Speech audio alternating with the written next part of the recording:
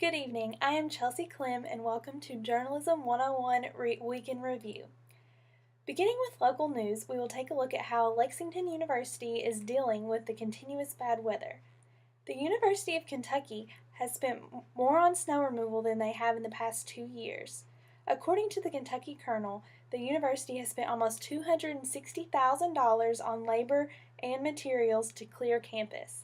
George Riddle, manager of the Physical Plants Ground Department, claims that when it snows a lot during the day, it is much harder to keep a handle on it, causing more accidents.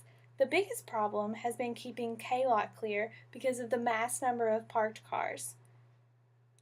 With more snow predicted to come, UK's winter maintenance budget is expected to continue to rise. In the latest news on the Syrian war, the United States is not happy with Russia's role. According to the New York Times, Secretary of State John Kerry criticized Russia's role in the escalating violence in Syria. Although Obama is reluctant for the United States to get involved in Syria, Mr. Assad's attack on civilians must be dealt with. A senior Western official discussing Obama's frustration said, "I've never seen him more frustrated, not only with the Russians, but with the failure of anything his own administration has tried so far. It is no longer clear if the United States has influence to reach a settlement in Syria. Limiting the flow of weapons into Syria is just not working. There are growing fears that Syria is becoming a training ground for terrorists, influencing Obama's decisions on the matter."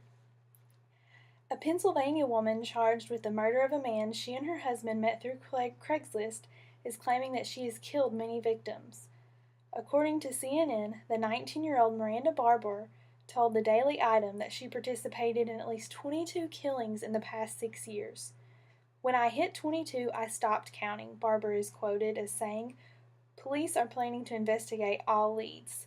Barber told the newspaper she first killed at the age of 13 after joining a satanic cult in Alaska. Investigators believe Barber had Craigslist encounters with at least 30 men, according to a CNN close source. The death of Barber's 1-year-old child's father is also under investigation. Both Barber and her husband have pleaded not guilty, although a trial date has not yet been set. Barber told the Daily Item that she had no remorse and would do it again if she was released.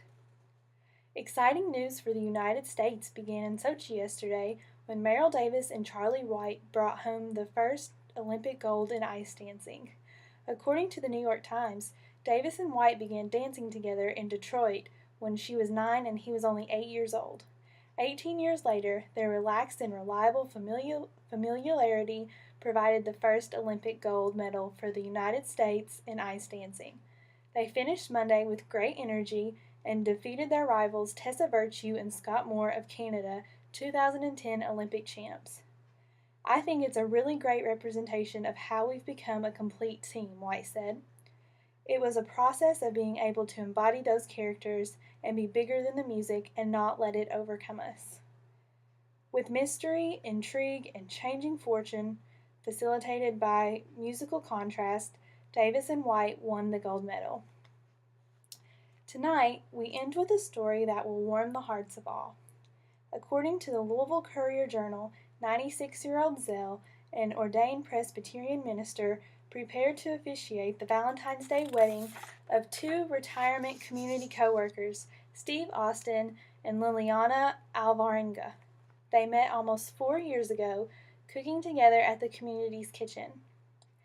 Alvarenga, native of Cape Verde, spoke very little English. "I tried to make her feel comfortable. We became friends," Austin said. "I began helping her with her English. We got closer and closer, and here we are almost 4 years later." The two decided to marry at the retirement center where they work. "We are all family here," Zale told the gathering. There's nothing more romantic than a happily ever after. That's all we have for tonight. Join us next week for Journalism 101 Week in Review. I'm Chelsea Clem. Good night.